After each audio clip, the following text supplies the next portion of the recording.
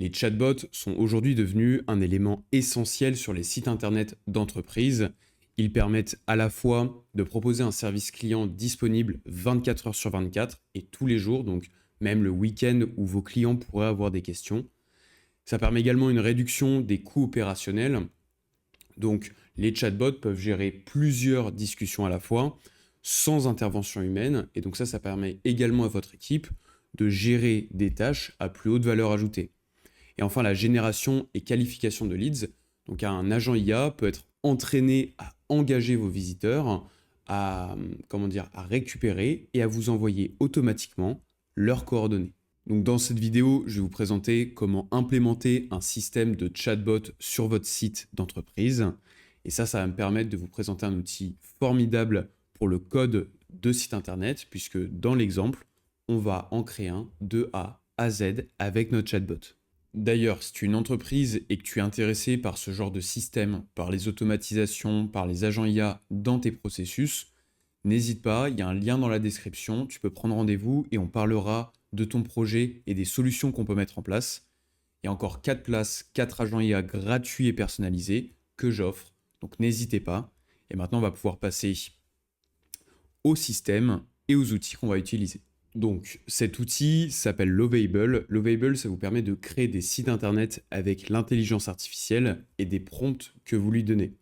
Donc vous pouvez créer un compte, c'est entièrement gratuit et vous avez, je crois, 5 crédits, donc 5 prompts par jour que vous pouvez lui donner. Donc là, j'ai déjà créé un prompt pour créer un site internet. L'idée, c'est de lui donner donc la description, mais également de lui demander un bouton de chatbot opérationnel. Ça sera un bouton d'exemple, il faudra ensuite le paramétrer pour pouvoir le connecter avec notre automatisation. Donc on peut lui donner le prompt, tout est bon, on peut lui envoyer, et ça va commencer à nous créer le site internet. Ok, le site internet vient d'être créé, donc on a une landing page avec différentes fenêtres, et le plus important, notre chatbot. Donc maintenant, là, l'idée, ça va être d'aller à l'intérieur du code du site internet et de récupérer le fichier qui gère le chatbot. Donc souvent, ça se trompe dans Components et Chatbot TSX et on se retrouve avec tout le code en rapport avec ce fameux chatbot. Très bien, donc maintenant, on va vouloir modifier ce code. On peut fermer cette page de prompt. Pour ça, il va falloir le publier sur GitHub. Donc, il suffit de se connecter et ensuite, vous pourrez publish tout ce code. Ça m'a bien connecté à mon compte GitHub et maintenant, on a accès à l'edit, c'est-à-dire qu'on va pouvoir modifier tout le code dans ce logiciel. Ça nous charge les différents documents, dont le code sur le chatbot. Et maintenant, on peut modifier toutes ces lignes. Alors, tout de suite, on voit plus de 200 lignes de code. Ça peut faire peur, mais on est sur une chaîne d'intelligence artificielle. Aujourd'hui, que ce soit ChatGPT, Claude, peuvent tout à fait comprendre plus de 200 lignes de code. Et donc, si besoin, on utilisera ces modèles. En l'occurrence, sur le site, on a bien accès à notre chatbot, mais peu importe ce qu'on lui dit, j'ai besoin d'aide. Ça va bien nous renvoyer un message, mais si on lui donne ne serait-ce que test, ça va nous renvoyer le même message. Pourquoi ? Parce que comme je vous le disais en début de vidéo, il a bien créé un chatbot, mais un chatbot d'exemple qu'il va falloir paramétrer. En l'occurrence, là, il nous a créé un message automatique. Voilà, le bot message. Merci pour votre message. Un de nos experts vous répondra. C'est bien ce message qui nous renvoie. Et quand on lui envoie du coup un texte au chatbot, l'idée, ça va être de récupérer ce texte pour pouvoir le traiter et ensuite créer une réponse personnalisée. Sauf qu'ici, le message reste en interne parce que le webhook, donc c'est-à-dire la notification, toutes les informations qu'on va vouloir envoyer, est envoyé sur une URL aléatoire, mat random. Donc on va vouloir changer ces deux paramètres pour pouvoir récupérer les informations et créer des messages personnalisés. Très bien, donc dans notre cas, on va d'abord supprimer les deux constantes qui généraient un webhook aléatoire. Et on va donner à notre code une constante avec le webhook qui va vraiment nous intéresser. Donc constante webhook URL. Hop. Et on le remplira par la suite. Ok, et on peut faire la même chose avec le message préenregistré. Donc ici, ça, on peut s'en débarrasser et garder seulement cette réponse. Super.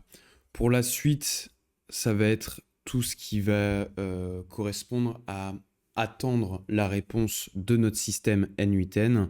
Donc pour ça, on va s'aider de Claude ou de ChatGPT. Claude est meilleur, je trouve, dans le code et dans les applications d'agent IA.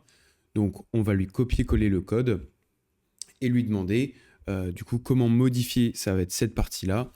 Comme ça, il va faire également la gestion des erreurs et ça sera un code plus propre. Voilà, donc je vous épargne la discussion avec Claude. Je lui ai copié-collé du coup notre component chatbox et je lui ai demandé de faire en sorte que ça envoie un URL qu'on lui donne et pas un URL aléatoire.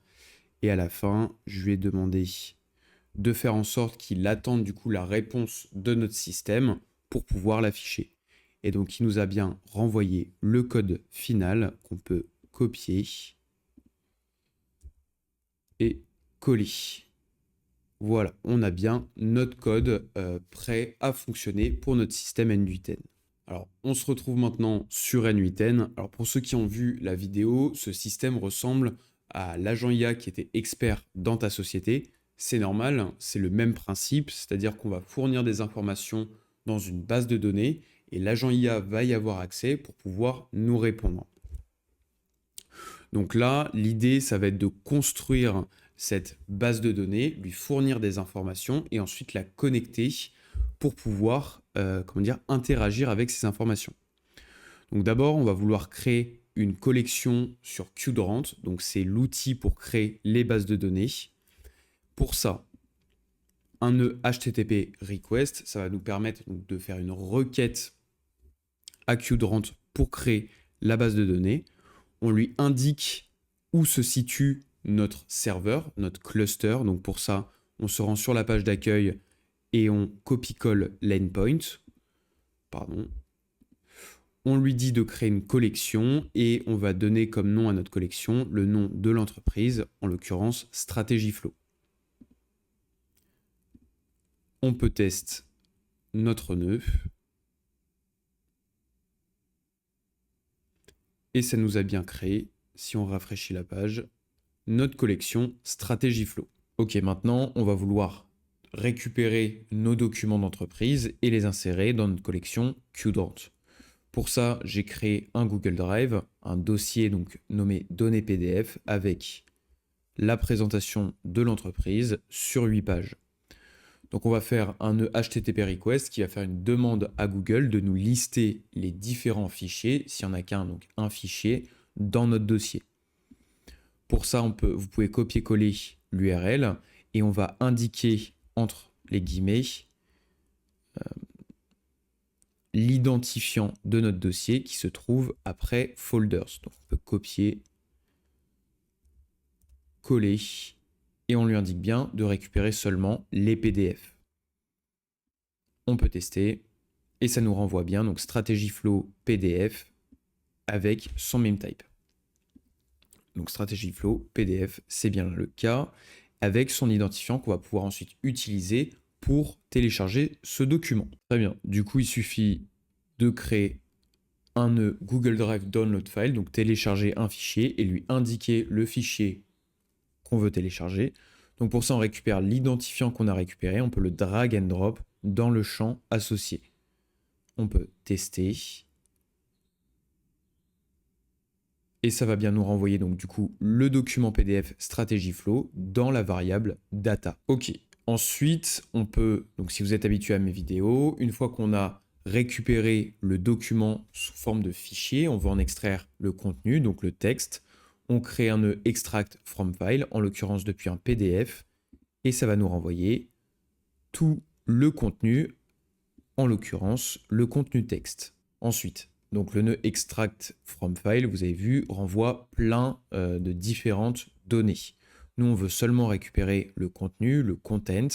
Donc on va faire un nœud edit fields en définissant une variable qui s'appelle donc content. Et le contenu de cette variable, ça va être le texte qu'on peut drag and drop.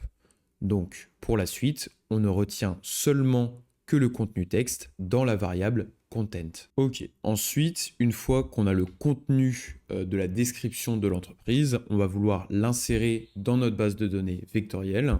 Donc pour ça, on crée un nœud QDorant Vector Store, on met des embeddings. Tout ça, c'est expliqué dans ma première vidéo.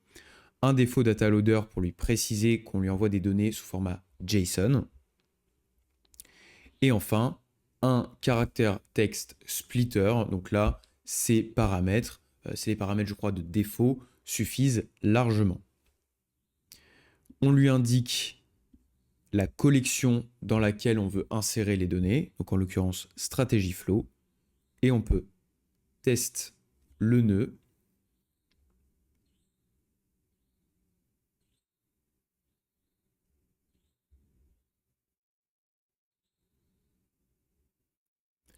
Ok, ça nous a bien renvoyé un success. On peut vérifier sur l'interface et ça nous a bien récupéré nos différentes informations. Très bien, donc maintenant qu'on a inséré toutes ces informations, on va vouloir récupérer la question de l'utilisateur et la faire interagir du coup avec notre base de données pour pouvoir créer une réponse personnalisée.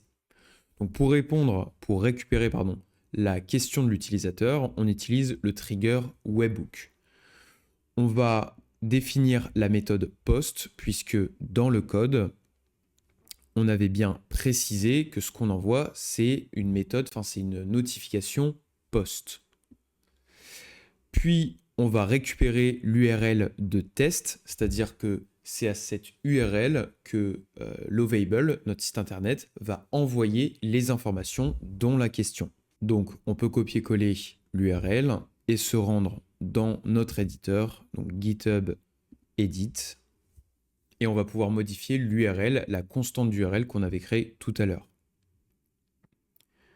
Donc on se rend toujours sur le fichier de notre chatbot, et vous voyez, constante webhook URL, vous pourrez copier-coller du coup l'URL que vous avez récupérée. Alors, comme vous pouvez le voir, l'adresse que j'ai collée est différente que l'adresse que me donne N8N. Ça, c'est parce que j'utilise N8N en hébergement local. C'est-à-dire que le web ne peut pas se connecter à mon ordinateur puisqu'il n'a aucune information sur tous les endpoints, sur toutes les URL de mon ordinateur. Donc pour ça, j'ai dû créer un pont entre du coup cette adresse N8N qui se trouve à l'intérieur de mon ordinateur et le web, et ça m'a donné cette URL. Cette URL-là. Comme beaucoup, si vous utilisez N8N sur le cloud, vous pourrez copier-coller celle-ci et ça fonctionnera très bien. Et une fois que vous avez bien modifié votre URL, vous pourrez enregistrer, valider vos modifications. Ça les a bien enregistrés. Et donc là, on va pouvoir tester le nœud webhook, envoyer un message au chatbot, test, envoyer. Et ça nous a bien normalement récupéré le message qu'on lui a envoyé.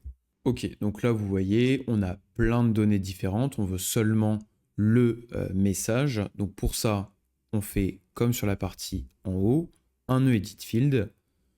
On récupère donc du coup sous une variable question pour que ce soit plus clair, seulement le message qu'on drag and drop. Donc on peut tester. Et on a bien, donc du coup, sous la variable question, le message qu'on lui a envoyé. Très bien, donc maintenant on va pouvoir passer à l'agent IA. Donc l'idée, ça va être de créer un agent qui va avoir comme accès notre base de données pour pouvoir chercher les informations, créer notre réponse et nous la renvoyer. Donc pour ça, on lui connecte un nœud de chat model, c'est-à-dire le langage. Alors pour tout ce qui est test, et même de manière générale, je trouve que un des derniers modèles de ChatGPT, le Nano, très rapide, très peu cher et très intelligent. On lui connecte une mémoire, comme ça, quand on discute sur plusieurs messages, l'agent IA se souvient des discussions précédentes. Et enfin, on lui connecte le tool Qdrant. Donc, le tool Qdrant, il va falloir donner un nom à ce qu'on donne à notre agent IA. Donc, un nom assez explicite, Strategy Flow Knowledge Base. Et ensuite, on lui donne une description. C'est-à-dire, l'agent IA va avoir accès à cette description. Comme ça, quand il a une question, il va faire appel à sa description pour voir si oui ou non c'est pertinent d'utiliser ce tool.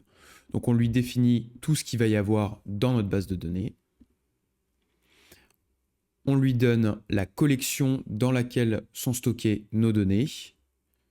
Donc là, en l'occurrence, Strategy Flow. Et 4, ça va être, là, on a divisé toutes nos informations en blocs. C'est le nombre de blocs que Qdrant va pouvoir nous renvoyer. Donc là, on peut mettre une limite à 10.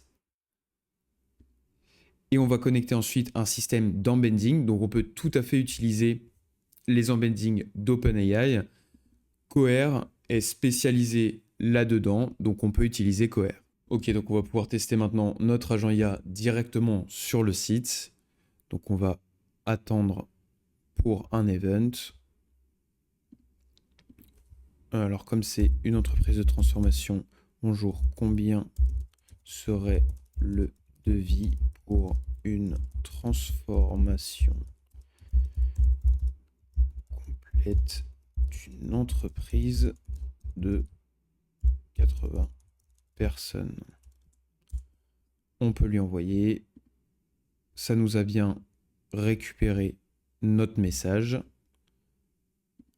On le récupère dans une seule variable et on peut faire jouer l'agent IA.